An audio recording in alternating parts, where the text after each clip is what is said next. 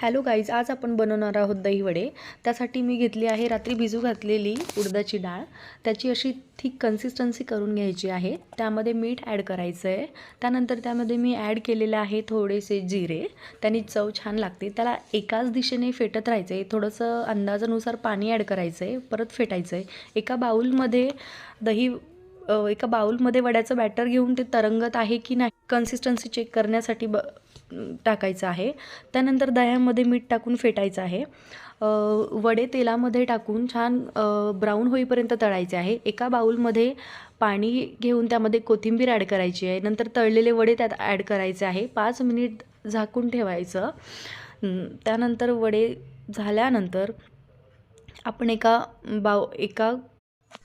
एका प्लेटमध्ये सर्व करणार आहे. दही ॲड करायचे.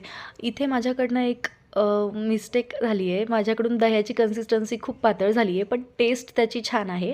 यामध्ये आपण ॲड करणार आहोत जिरा पूड, लाल तिखट, चिंचेची चटणी, पुदिना चटणी, डाळिंब आणि शेव गार्निशिंगसाठी. हे खूप सॉफ्ट असे दही वडे तयार झालेले आहे आपले. याची टेस्ट खूप छान झाली आहे. तुम्ही नक्की ट्राय करा. बघा किती खायलाही खूप सॉफ्ट आहे. थँक्यू. Follow for mower